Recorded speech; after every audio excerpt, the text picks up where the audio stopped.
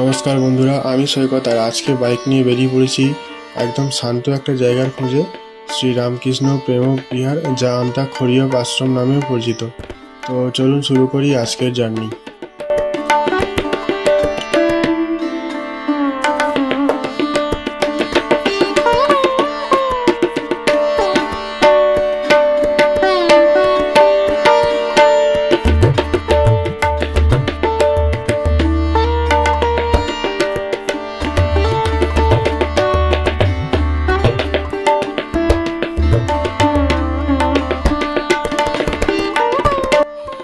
এই মুহূর্তে আমরা আমতার পথে।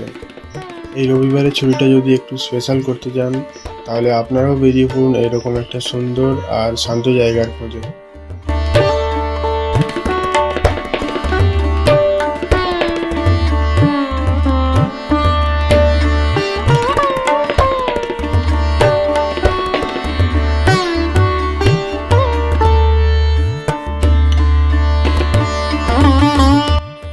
তো বন্ধুরা, আমরা এখন পৌঁছে গিয়েছি শ্রীরামকৃষ্ণ প্রেম বিহারে। জায়গাটা খুবই পরিষ্কার আর সাজানো। প্রথম দেখলেই একটা শান্ত ভাইব পাওয়া যায়।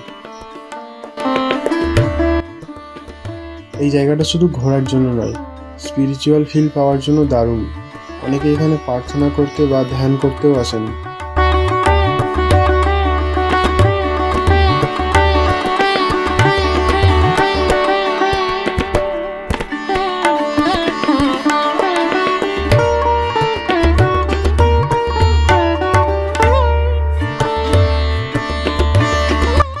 এই আশ্রমের সব থেকে বড় অ্যাট্রাকশন হলো এর এনভায়রনমেন্ট। একদম নিরিবিলি, কোনো নয়েজ নেই, শুধু পাখির ডাক আর হাওয়া। সত্যি মাইন্ড রিল্যাক্স হয়ে যায়।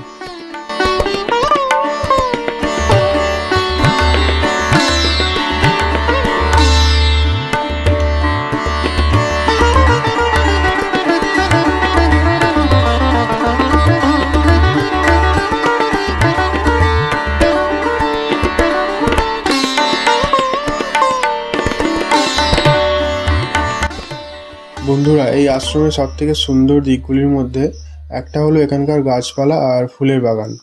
চারপাশে এত সুন্দর করে গাছ লাগানো হয়েছে যে দেখলেই মনটা ভালো হয়ে যায়। এখানে বিভিন্ন ধরনের ফুলের গাছ আছে, আর শুধু ফুলের গাছই নয়, বড় বড় গাছ আছে যেগুলি নিচে বসে খুব শান্তিতে সময় কাটানো যায়।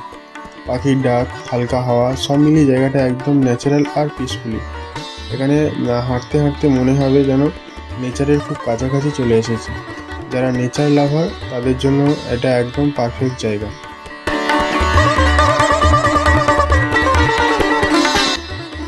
আমার কাছে জায়গাটা খুবই ভালো লেগেছে। যদি তোমরা শর্ট পিসফুল ট্রিপ খুঁজছো তাহলে অবশ্যই এখানে একবার আসতে পারো।